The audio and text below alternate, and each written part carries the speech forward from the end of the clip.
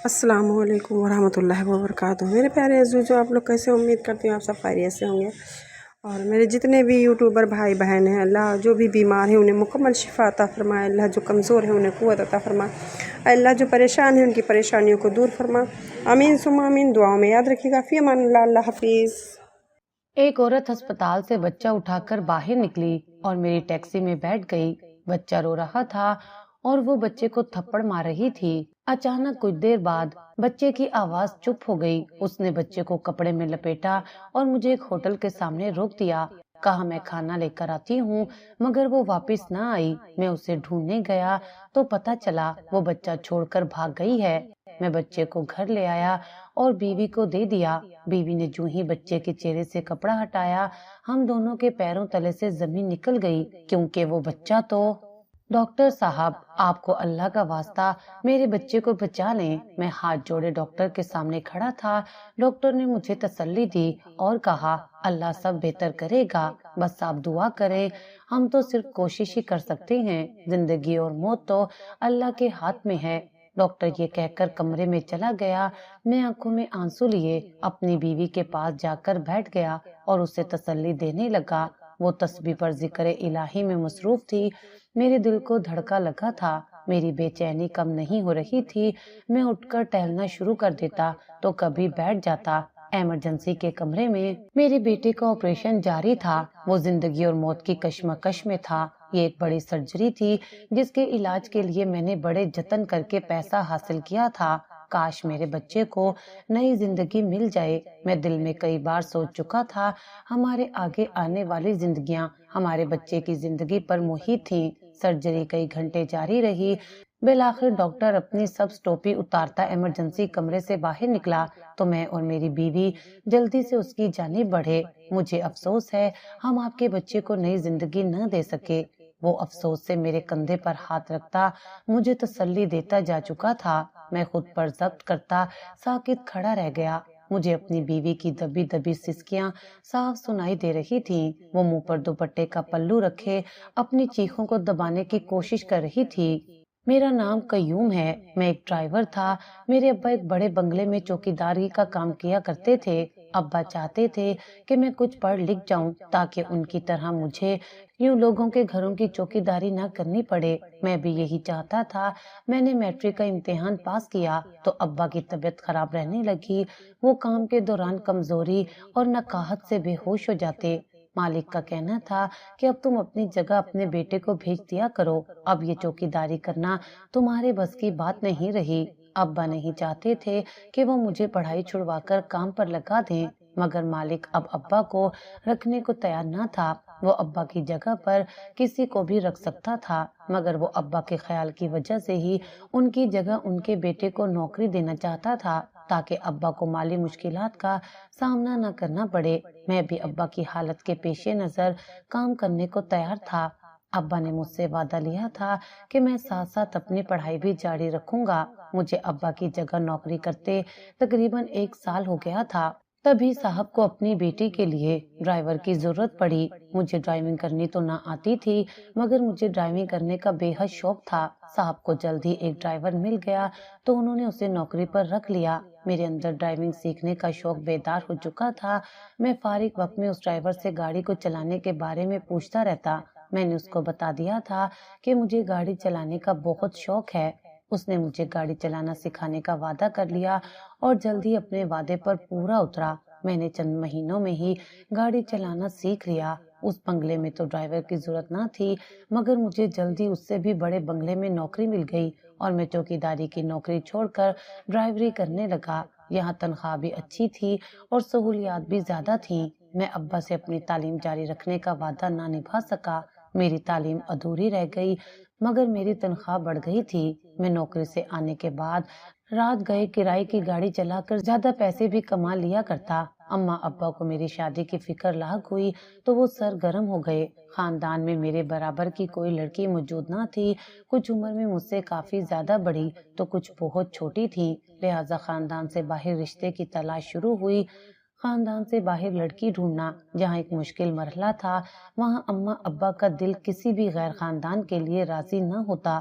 پورے شہر کی خاک چھان لینے کے بعد اماں ابا کو محلے میں ہی رہنے والی خالہ سلمہ کی بیٹی عفت میں وہ ساری خوبیاں موجود تھیں جو ایک اچھی بہو میں ہونی چاہیے۔ اماں ابا نے رشتہ طے کرنے میں دیر نہ کی اور جلدی شادی کی تاریخ طے کر دی اور یوں عفت رخصت ہو کر میری زندگی میں چلی آئی۔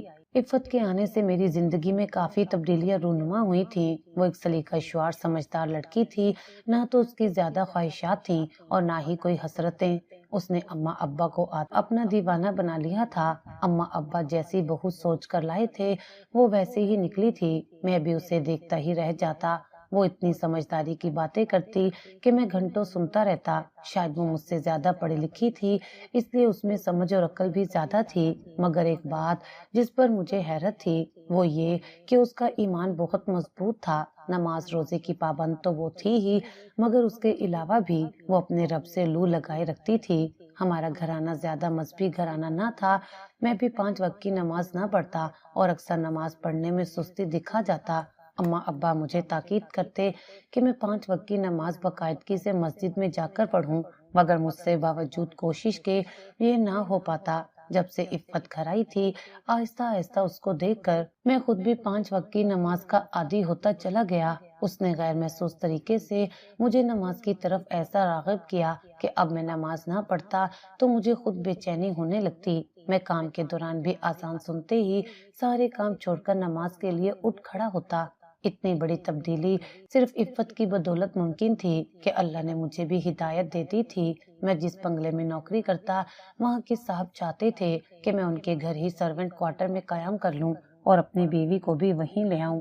میرے وجود سے ان کو کافی ڈھارس رہتی، مگر میں اماں ابا کو اس عمر میں اکیلا کیسے چھوڑ دیتا۔ میں ان کی اکلوتی اولاد اور بڑھاپے کا سہارا تھا۔ میرے صاحب کا نام مستقیم تھا۔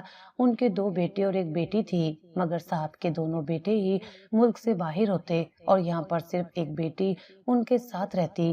صاحب کی بیوی کی موت سے صاحب بہت اکیلے پڑ گئے تھے، کیونکہ بیگم صاحبہ کی بیماری کے دوران میں ہی ان کو اسپتال لے جاتا اور وہیں ٹھہرتا، لہٰذا صاحب مجھ سے کافی قریب ہو گئے تھے۔ وہ مجھ سے اپنے دل کی بات بھی کر لیتے اور دکھ سکھ بھی بانٹ لیتے۔ میں ان کی باتیں سن کر ان کو اپنی طرف سے تسلی دے دیتا۔ ان کے بیٹوں کے پاس اتنی فرصت نہ تھی کہ وہ باپ کو روزانہ فون کر لیں۔ ماں کے جنازے پر بھی وہ رسمی ہی آئے تھے اور سوئم کی رسم ادا کرتے ہی واپس چلے گئے۔ صاحب کی بیٹی کی اپنی ہی سرگرمیاں تھیں، وہ اکثر ہی بن ٹھن کر گھر سے نکل جایا کرتی۔ میں اماں ابا کو اکیلے چھوڑ کر اپنی بیوی کو لے جا کر سرونٹ کوارٹر میں منتقل نہیں ہونا چاہتا تھا۔ پہلے تو میں صاحب کو ٹالتا رہا، مگر جب انہوں نے زیادہ زور دیا تو مجھے انہیں بتانا پڑا کہ میں اپنے والدین کا اکلوتا بیٹا ہوں اور میں دراصل اپنے والدین کو اکیلا نہیں چھوڑنا چاہتا۔ صاحب یہ سن کر خاموش ہو گئے، مگر کچھ دیر بعد انہوں نے مجھے پیشکش کی کہ میں چاہوں تو اپنے ماں باپ کو بھی ساتھ لے کر آ سکتا ہوں۔ ان کا سرونٹ کوارٹر پورے کا پورا ہی خالی تھا اور وہاں پر کوئی اور آباد نہیں تھا۔ وہاں 2 کمرے تھے، جن میں سے ایک کمرے میں میرے ماں باپ اور ایک میں اپنی بیوی سمیت رہ سکتا تھا۔ صاحب کی پیشکش سن کر مجھے کچھ حیرت ہوئی، کیونکہ وہ مجھے اتنی بڑی پیشکش دے رہے تھے۔ میں نے اماں ابا سے اس بارے میں بات کی تو اماں ابا بھی راضی ہو گئے۔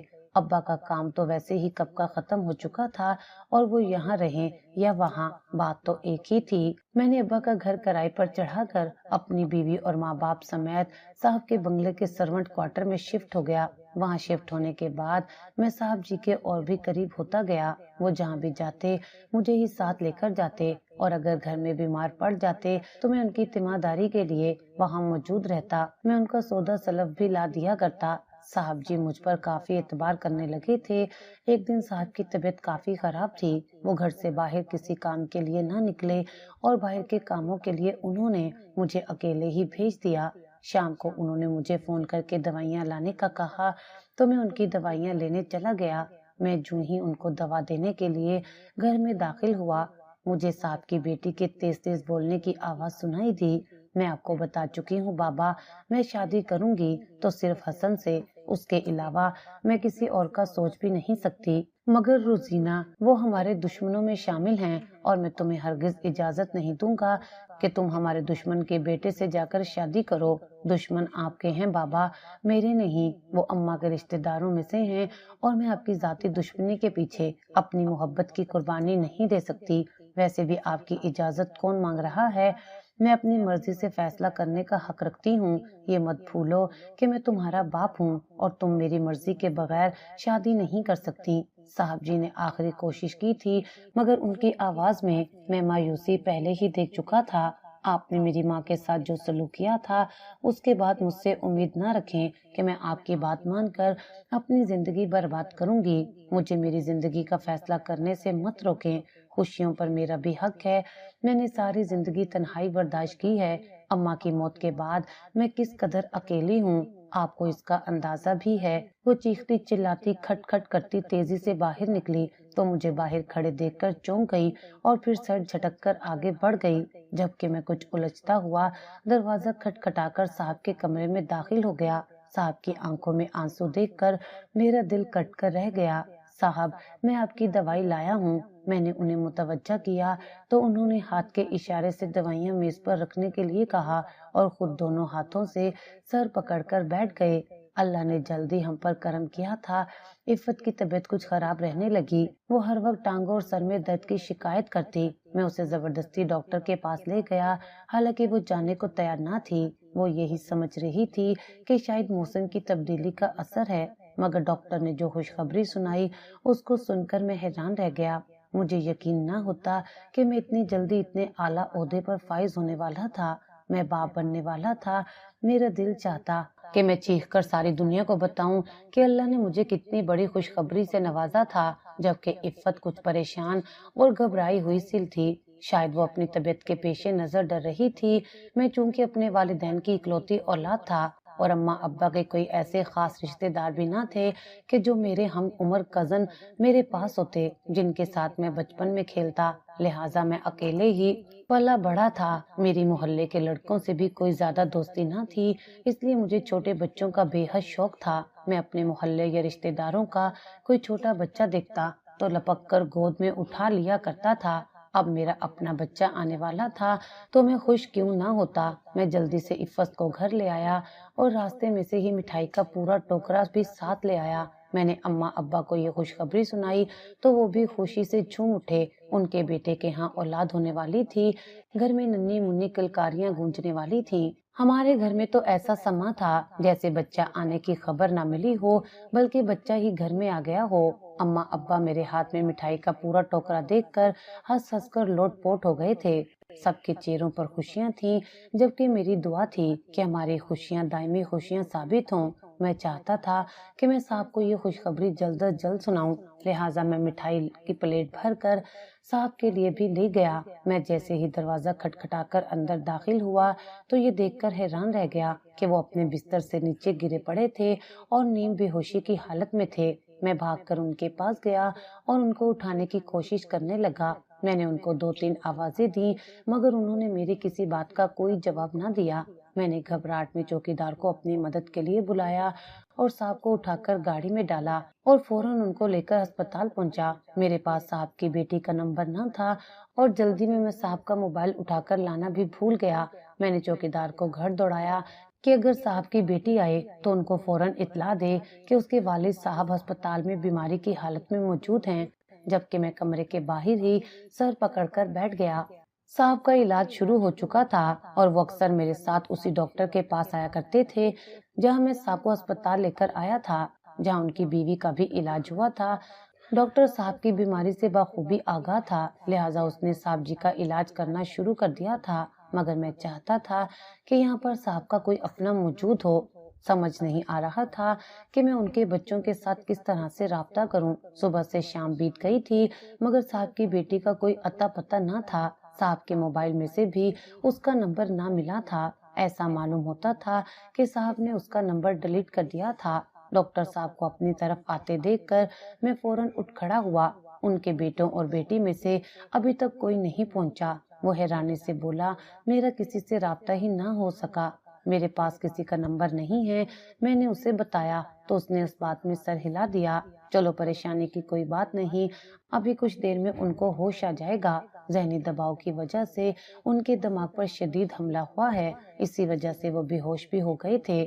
ابھی تو میں کچھ نہیں کہہ سکتا، ان کو ہوش آئے گا تو ہی پتہ چلے گا ان کی دماغی سٹروک نے ان کی جسمانی صحت پر کس قدر اثر کیا ہے۔ تم فکر نہ کرو، ان کو کچھ دیر میں ہی ہوش آ جائے گا۔ ڈاکٹر تسلی دے کر چلتا بنا، جبکہ میں دوبارہ سے بینچ پر بیٹھ گیا۔ صاحب کو کچھ گھنٹوں میں ہوش آ گیا تھا۔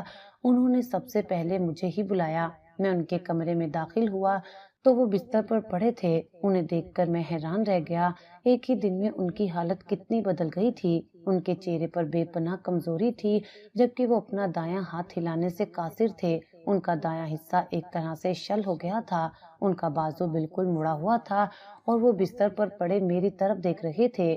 صاحب مجھے اپنے بچوں کا کوئی رابطہ نمبر دیں تاکہ میں ان کو فون کر کے بلا لوں۔ میں نے جاتے ہی صاحب کو کہا تو انہوں نے ہاتھ کے اشارے سے مجھے منع کر دیا۔ ان میں سے کسی کو بھی میرے بارے میں بتانے کی کوئی ضرورت نہیں، وہ تینوں ہی نافرمان اولادیں ہیں جو سب اپنی ماں پر گئے ہیں۔ جیسے ان کی ماں بے وفا تھی، ویسے ہی وہ تینوں بھی بے وفا ہیں۔ میں نے اتنی محبت سے پال پوس کر ان کو جوان کیا تھا، مجھے کیا معلوم تھا یہ کل کو مجھ سے ہی نفرت کرنے لگ جائیں گے۔ صاحب نے پہلی بار مجھ سے اپنی بیوی کا ذکر کیا تھا۔ وہ مجھ سے کافی قریب تھے اور اپنا دکھ درد بانٹتے رہتے تھے، مگر انہوں نے آج تک کبھی اپنی بیوی کے بارے میں کوئی بات نہیں کی تھی۔ میں چپ چاپ سنتا رہا۔ صاحب کے حکم کی نافرمانی میں نہیں کر سکتا تھا، مگر میں چاہتا تھا کہ میں صاحب کو بتائے بنا ان کے بیٹوں کو باخبر کر دوں۔ ہو سکتا تھا کہ وہ باپ کی ایسی حالت کا سن کر لوٹ آئیں۔ صاحب جی تو اس وقت غصے اور دکھ میں تھے، اس لیے وہ ایسے کہہ رہے تھے، مگر ایک اولاد اپنے ماں باپ سے کیسے غافل ہو سکتی ہے، یہ بات مجھ سے ہضم نہ ہونے پا رہی تھی۔ میرا دل صاحب کے لیے ہمدردی سے لبریز تھا۔ تم ایک کام کرنا، میری طبیعت جیسے ہی بہتر ہو تم وکیل کو بلانا، میں اپنی جائیداد اور مکان کا فیصلہ کرنا چاہتا ہوں۔ صاحب نے کہا تو میں نے اس بات میں سر ہلا دیا۔ فکر نہ کریں صاحب، آپ خود سارے معاملات طے کریں گے، بس ایک بار آپ ٹھیک ہو کر گھر کو چلیں، سب ٹھیک ہو جائے گا۔ میں نے انہیں تسلی دی تو انہوں نے خاموشی سے آنکھیں موند لیں، مگر ان کی آنکھوں سے ٹپکتا آنسو میں صاف دیکھ سکتا تھا۔ اللہ نے مجھے جلد ہی ایک بیٹے سے نوازا تھا۔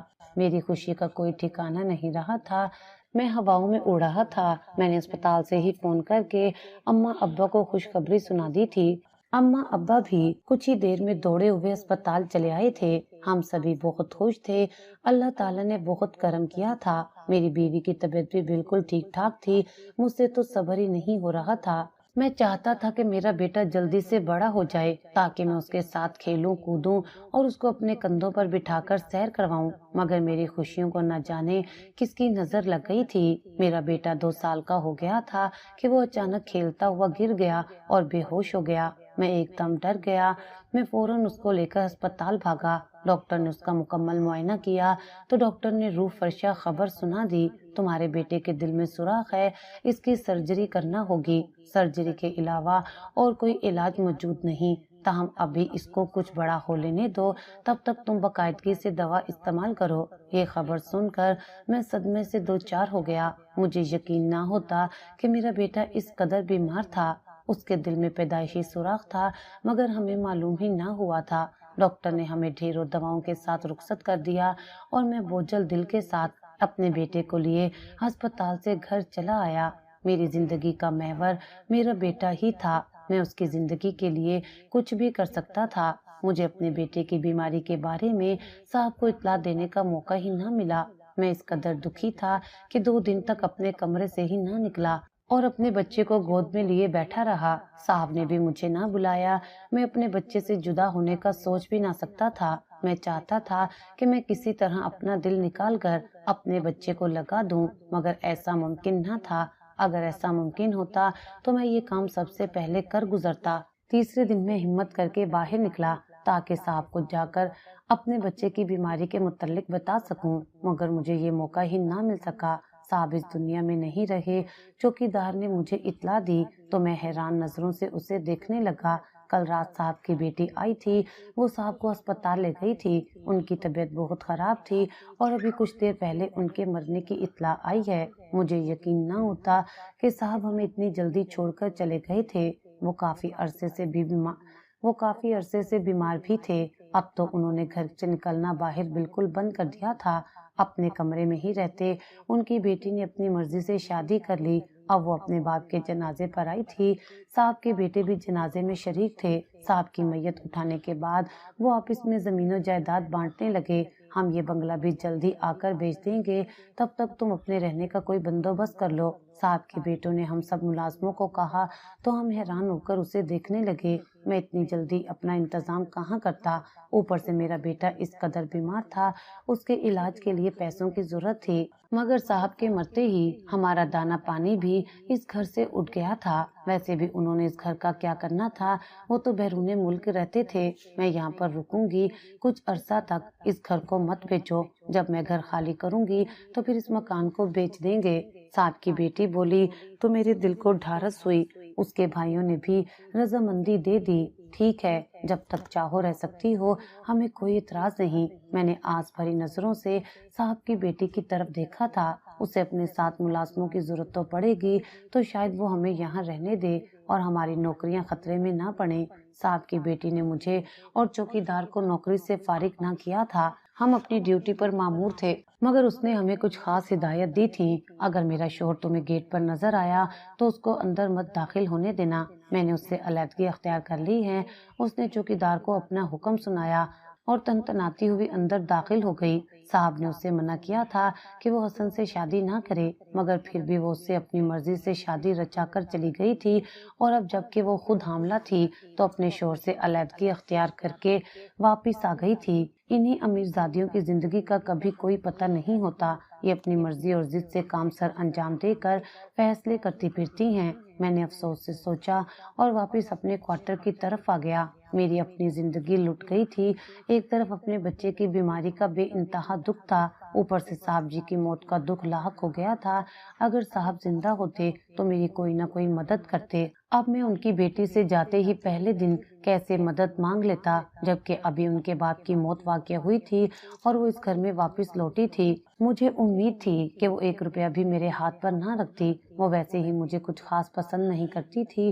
میرے بیٹے کے متعلق ڈاکٹر نے مجھے بہت خاص ہدایات دی تھی۔ اس سے زیادہ کھیلنا کودنا منع ہے، اس کا جسم تھک جاتا تو وہ بے ہوش ہو جاتا، لہٰذا ہم اس کی بہت حفاظت کرتے۔ وہ خود بھی بیماری کی وجہ سے چڑچڑا ہو گیا تھا۔ اس کو اسکول جانے کا بہت شوق تھا، لیکن ابھی اس کو اسکول میں داخل کروانا مناسب نہ تھا۔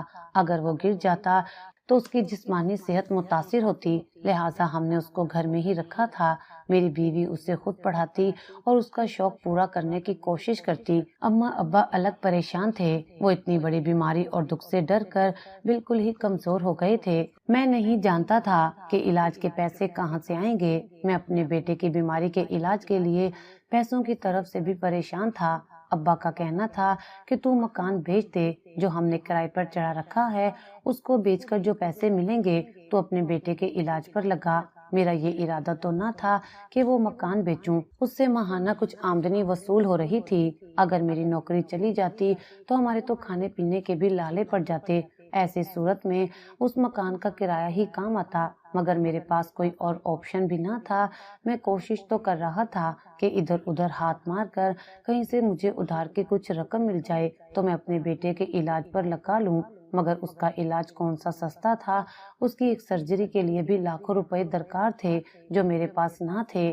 کچھ جمع پونجی تو میرے پاس تھی، مگر وہ بہت ہی کم تھی جو اس کی سرجری پر کام نہ آ سکتی تھی، کیونکہ ابھی بھی اس کے مہینے کی کئی ہزاروں کی دوائیاں آ رہی تھی جو پیسے جمع پونجی کے پیسوں میں سے خرچ ہو رہے تھے۔ بابا بابا اٹھیں، میرے بیٹے نے مجھے پکارا تو میں نے چونک کر آنکھیں کھولیں۔ میں ابھی اسے کچھ دیر پہلے ہی سلا کر سویا تھا، وہ بستر سے نیچے گرا پڑا تھا۔ میں ایک دم اٹھا اور اس کو فوراً گود میں اٹھایا۔ کیا ہوا؟ وہ لمبے لمبے سانس لے رہا تھا۔ بابا میری طبیعت، وہ بول نہ پایا۔ بیٹا کچھ نہیں ہوتا، ٹھیک ہو جاؤ گے، میں نے اسے تسلی دی اور چیخ کر اپنی بیوی کو بلایا۔ وہ فوراً بھاگ کر آئی۔ کیا ہوا؟ देखो इसको, तबीयत बहुत खराब हो रही है, मैं इसको साहब की गाड़ी में लेकर जा रहा हूँ, तुम जल्दी मेरे साथ चलो। मेरी बीवी ने भागकर उसकी फाइल उठाई और गाड़ी में आकर बैठी। मैं माँ बाप को बताकर फौरन ही अस्पताल के लिए रवाना हो गया। डॉक्टर ने मेरे बेटे को दाखिल कर लिया था और उसका इलाज शुरू कर दिया। डॉक्टर साहब बताएं मेरे बेटे को क्या हुआ है, उसकी तबीयत कैसी है। वो तो दवाइयाँ भी पूरी ले रहा है और ना हमने उसे भागने दौड़ने दिया। फिर इसकी तबीयत किस तरह बिगड़ गई। आपके बेटे की सर्जरी होना बहुत जरूरी है, इसकी तबीयत काफी खराब है, बेहतर है आप अब इसकी सर्जरी करवा लें, वरना इसकी जान को नुकसान हो सकता है। डॉक्टर के कहने पर मैं चौंक गया, मगर इतनी जल्दी मेरे पास तो पैसे ना थे। डॉक्टर साहब कितना खर्चा आएगा, कम से कम भी 5 लाख रुपए लगेंगे। डॉक्टर का जवाब सुनकर मैं चौंक गया। मेरे पास तो इतने पैसे न थे, मेरे पास 1-2 लाख ही था जिसमें काम होना मुमकिन न था। मकान भी इतनी जल्दी ना बिक सकता था। मैं क्या करता, मुझे समझ नहीं आ रही थी। डॉक्टर साहब आप ऑपरेशन की तैयारी करें, मैं पैसों का इंतजाम करता हूँ। मैं डॉक्टर को कहकर अस्पताल से निकल पड़ा। मैंने घर आकर अम्मा अब्बा को उसकी हालत के पेशे नजर बताया तो अब्बा ने मुझे पहले मकान बेचने का ही कहा। इतनी जल्दी कैसे बिकेगा, मैं कुछ और इंतजाम करता हूँ, मैं मैडम से बात करता हूँ, हो सकता है वो कुछ मदद कर सकें। मैं मैडम के पास जा पहुंचा। अगर साहब होते तो मुझे उनसे मांगने की जरूरत भी ना पड़ती, वो तो खुद ही पैसे निकाल कर मेरे हाथ पर रख देते। मैं कुछ सोचता हूँ। मैं मैडम के घर पहुंचा। क्या बात है, मुझे बाजार जाना था और तुम कहाँ गायब हो। उसने आते ही मुझे डांट दिया। मेरा बच्चा बहुत बीमार है, वो अस्पताल में दाखिल है, मुझे उसके इलाज के लिए पैसों की जरूरत है। अगर आपके पास 5 लाख हो तो मुझे उधार दे दें, मैं वापस कर दूंगा। मैंने उसको कहा तो उसने बुरा सा मुंह बनाकर मुझे देखा। तुम्हारा दिमाग तो खराब नहीं है, तुम 5 लाख मुझसे ऐसे मांग रहे हो जैसे 5 रुपए की बात हो। मेरे पास इतने पैसे नहीं हैं, मैं तो खुद अपने शोहर का घर छोड़कर आई बैठी हूँ। तुम्हें तो मालूम ही है, सारी जायदाद में से हिस्सा भाई लेकर चल दिए।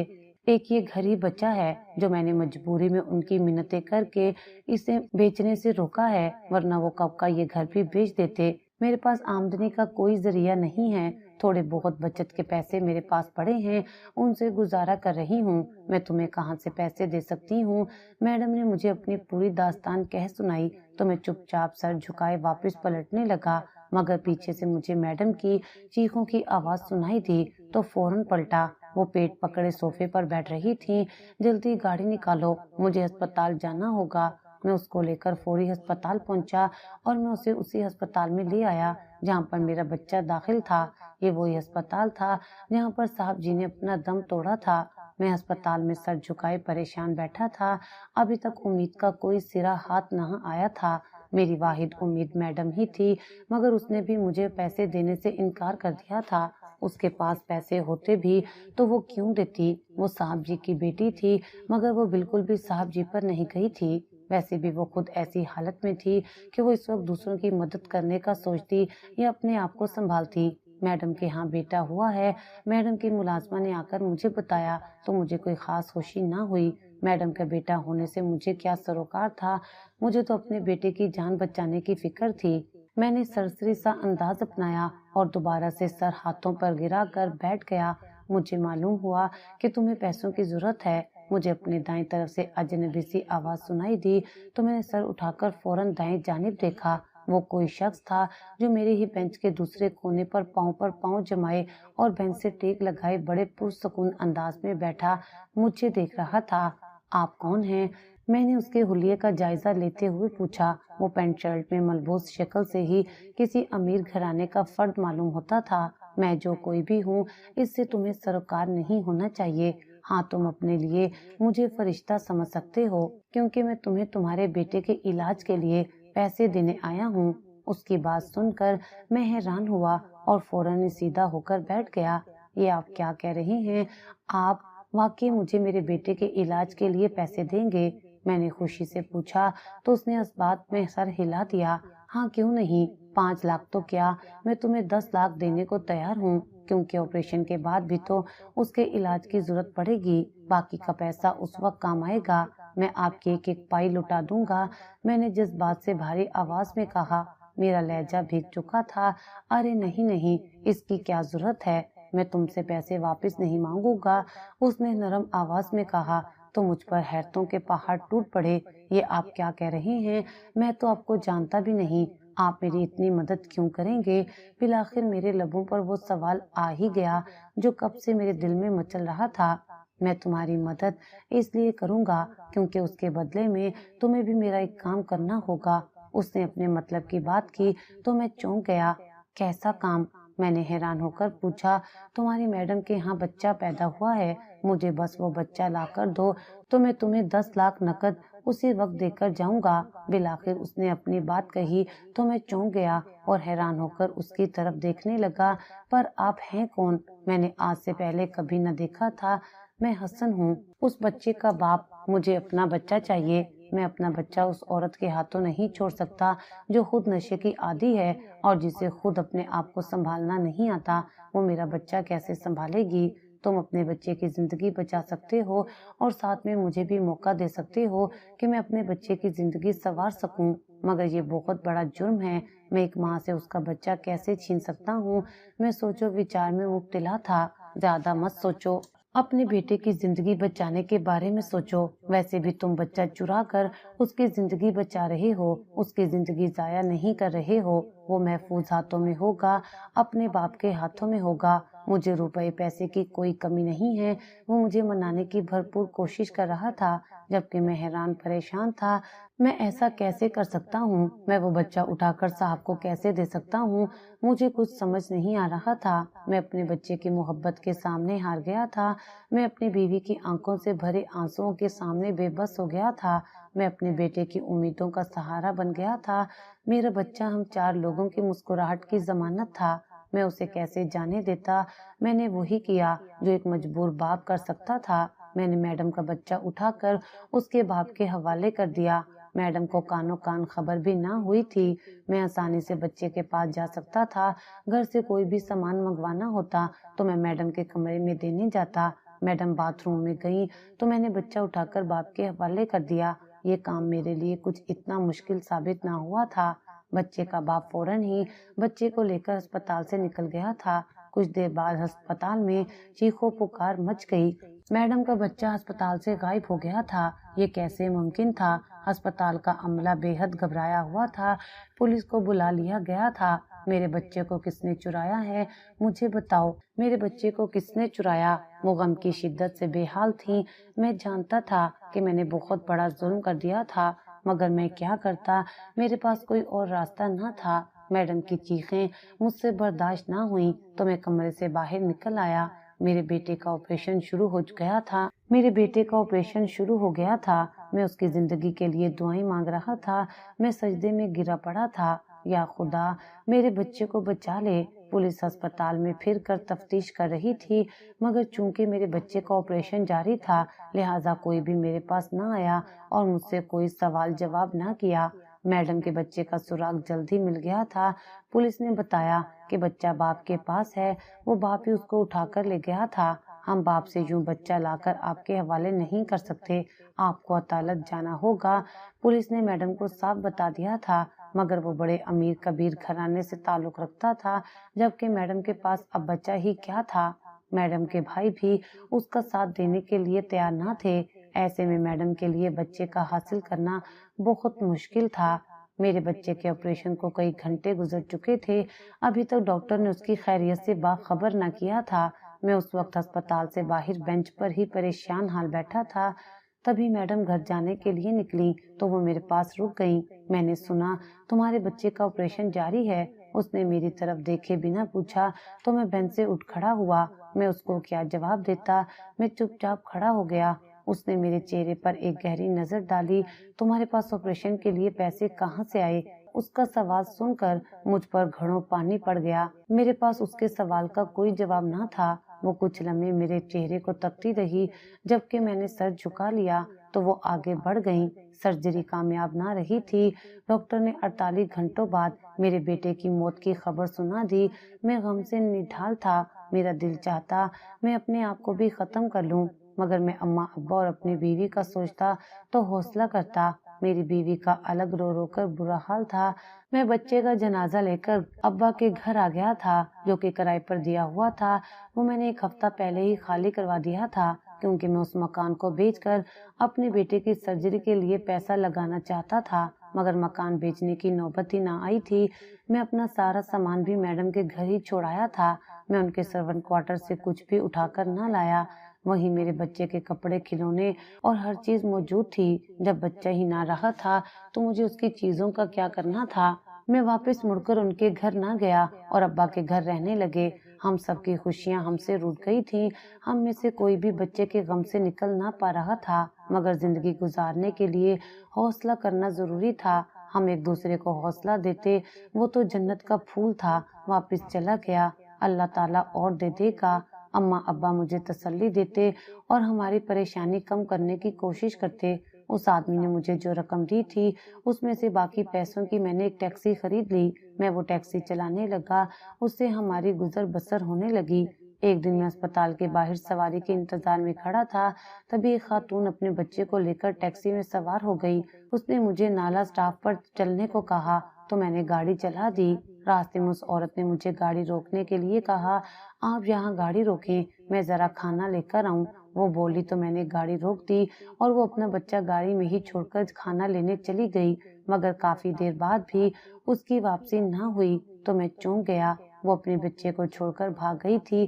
میں ہوٹل کے اندر تک اس کی تلاش میں گیا، مگر وہ وہاں ہوتی تو مجھے دکھائی دیتی۔ وہ دوسرے دروازے سے نکل کر کب کی جا چکی تھی۔ مجبوراً میں ٹیکسی چلاتا ہوا گھر لے آیا اور بچہ نکال کر بیگم کے حوالے کر دیا۔ یہ کیا ہے؟ وہ حیرانی سے بولی۔ کوئی عورت ٹیکسی میں اپنا بچہ چھوڑ کر چلی گئی۔ میں نے بیوی کو اطلاع دی تو وہ چونک گئی۔ اس نے فوراً ہی بچے کی چادر کھول کر دیکھا تو ایک دم پیچھے ہٹی۔ میری بھی جان نکلنے لگی۔ اس بچے نے ہمارے بچے کے کپڑے پہنے ہوئے تھے۔ جب میرا بیٹا پیدا ہوا تو ایسے ہی چھوٹے کپڑے اس کے بھی تھے۔ ہم اپنے بچے کا سارا سامان میڈم کے گھر چھوڑ کر چلے آئے تھے۔ اس کے تن پر وہی کپڑے تھے جب میرا بیٹا چھوٹا تھا تو وہ پہنتا تھا۔ میری بیگم نے اس کے تمام پرانے کپڑے سنبھال کر اسی میڈم کے سرونٹ کوارٹر میں رکھے تھے اور اس کی کوئی بھی چیز کسی کو نہ دی تھی۔ اس کی موت کے بعد ہم واپس پلٹ کر گئے ہی نہ تھے۔ یہ سب کیا ہے؟ یہ کپڑے تو میرے بیٹے کے ہیں۔ یا اللہ، کیا اللہ نے ہمیں اپنا بیٹا واپس لوٹا دیا ہے؟ میری بیوی کی آنکھیں جگمگانے لگیں تو میں نے حیرانی سے دیکھا۔ یہ کیا بات کر رہی ہو تم؟ یہ ہمارا بچہ نہیں ہے۔ تبھی دروازے پر دستک کی آواز سن کر میں چونک گیا۔ میں نے آگے بڑھ کر دروازہ کھولا تو سامنے پولیس موجود تھی۔ تم ہسپتال سے بچہ چرا کر لائے ہو؟ پولیس نے اندر داخل ہو کر مجھے گریبان سے پکڑ لیا۔ یہ آپ کیا کہہ رہے ہیں؟ میں بچہ کیوں چراؤں گا؟ تبھی مجھے پولیس کے پیچھے وہی عورت دکھائی دی جو ٹیکسی میں سوار تھی۔ یہی میرا بچہ ہے۔ اس نے لپک کر اپنے بچے کو اٹھا لیا۔ یہ آدمی میرا بچہ چرا کر لایا ہے۔ میں نے اس کو ہسپتال میں اپنے کمرے میں داخل ہوتے دیکھا اور اس نے مجھے کوئی بے ہوشی کی دوا پلائی اور میرا بچہ اٹھا کر لے آیا۔ یہ جھوٹ بول رہی ہے۔ یہ خود میری ٹیکسی میں بچہ چھوڑ کر گئی تھی۔ تمہارا دماغ تو خراب نہیں ہو گیا؟ میں اپنا بچہ چھوڑ کر کیوں جاؤں گی؟ وہ پولیس کے سامنے صاف مکر گئی اور مجھ پر جھوٹا الزام لگا دیا تو مجھ پر حیرتوں کے پہاڑ ٹوٹ پڑے۔ پولیس مجھے گریبان سے پکڑ کر گھسیٹتے ہوئے لے جانے لگی۔ میری بیوی اور اماں ابا بھی کمرے سے نکل کر میرے پیچھے بھاگے تھے۔ آپ کہاں لے جا رہے ہیں میرے بیٹے کو؟ ابا نے پولیس والے کی منت کر کے اسے روکا۔ او بابا جی، بچہ چرایا ہے ہسپتال سے تمہارے بیٹے نے، پولیس کا ایک آدمی طنزیہ بولا تھا۔ نہیں ابا، میں نے اسے کچھ نہیں کیا۔ میں نے ابا کو صفائی دینے کی کوشش کی۔ تھانے دار صاحب، میں نے اپنے بچے کی ایسی تربیت نہیں کی یہ ایسا کوئی جرم کرے۔ ابا میری صفائی میں بولے تھے، مگر آپ کے بیٹے نے تو میرا بچہ بھی ہسپتال سے چرایا تھا اور اس کے بدلے 10 لاکھ روپے کی رقم نقد حاصل کی تھی۔ دروازے سے اندر داخل ہوتی میرے صاحب کی بیٹی بولی تو میں حیران ہو کر اسے دیکھنے لگا۔ اماں ابا بھی چونک گئے۔ تم کون ہو بیٹی؟ اماں آگے بڑھ کر بولی تو وہ میرے سامنے آ کر سینے پر ہاتھ لپیٹ کر کھڑی ہو گئی۔ آپ کا بیٹا مجھے اچھی طرح جانتا ہے میں کون ہوں۔ جس تھالی میں کھایا اسی میں چھید کیا۔ نمک کھا کر نمک حرامی کی، میرا ہی بچہ چرا کر بھیج دیا۔ وہ طنز پر طنز مار رہی تھی جبکہ میں شرمندگی سے نظریں اٹھانے کے قابل بھی نہ تھا۔ میں بھلا اماں ابا کے سامنے کیا جواب دیتا؟ یہ کیا بات کر رہی ہے؟ ابا نے مجھ سے پوچھا، یہ عورت بھی تم پر بچہ چوری کرنے کا الزام لگا رہی ہے؟ ابا میں سچ کہہ رہا ہوں، میں نے اس عورت کا بچہ نہیں چرایا، یہ عورت خود ہی میری ٹیکسی میں بچہ رکھ کر گئی تھی۔ میں نے ایک بار پھر وہی کچھ کہا جو پہلے کہہ چکا تھا۔ اچھا، اور میرے بچے کے بارے میں کیا کہو گے؟ کیا تم نے میرا بچہ بھی نہ چرایا تھا؟ میڈم بولی تو مجھ پر گھڑوں پانی پڑ گیا۔ میں اس قدر شرمندہ تھا کہ کچھ بھی کہنے کے قابل نہیں تھا۔ ہاں، میں نے میڈم کا بچہ چرایا تھا۔ میں نے اپنے بیٹے کی زندگی بچانے کے لیے میڈم کا بچہ چرا کر 10 لاکھ میں ان کے ہی شوہر کو بیچ دیا۔ اس نے مجھے اپنے بیٹے کے علاج کے لیے پیسے دیے تھے، میں نے کہا تو اماں ابا حیرت سے مجھے دیکھنے لگے، جبکہ میری بیوی عفت کے چہرے پر بھی بے یقینی تھی۔ یہ آپ کیا کہہ رہی ہیں؟ آپ کے بیٹے کی جان بچی بھی نہ، آپ کے بیٹے کی جان بھی نہ بچی، مگر آپ نے اپنے بچے کی زندگی بچانے کے لیے کسی اور کے بچے کی زندگی داؤ پر لگا دی۔ مجھے آپ سے ایسی امید نہ تھی۔ میری بیوی کے لہجے میں دکھ ہی دکھ تھا، مگر میں نے بچہ کسی اور کو نہیں دیا، اس کے باپ کو ہی دیا ہے۔ وہ چاہتا تھا کہ وہ بچے کو پالے اور اس کی پرورش کرے، پھر بھی اتنے چھوٹے بچے کو ماں سے جدا کرنا نہ صرف ماں کے ساتھ بلکہ بچے کے ساتھ بھی زیادتی ہے۔ مجھے یقین نہیں ہوتا کہ آپ نے ہمارے بیٹے کی زندگی بچانے کے لیے یہ سب کچھ کیا۔ میری بیوی کو میری اس حرکت پر یقین ہی نہیں آ رہا تھا۔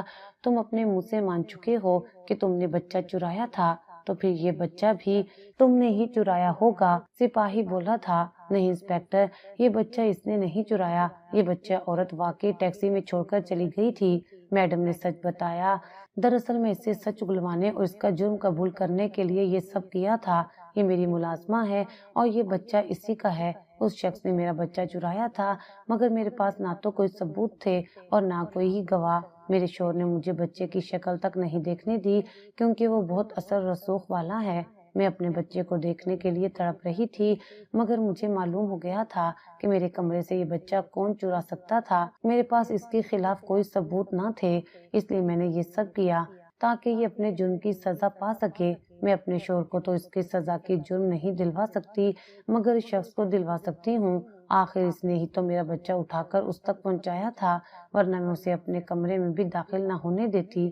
آپ اس کو گرفتار کر لیں اور سخت سے سخت سزا دیں۔ اس نے ایک ماں کو اس کے بچے سے جدا کیا ہے۔ میڈم بولی تو پولیس مجھے گھسیٹتے ہوئے اپنے ساتھ لے آئی۔ اب کی بار اماں ابا اور عفت میں سے کوئی بھی میرے پیچھے نہ بھاگا تھا۔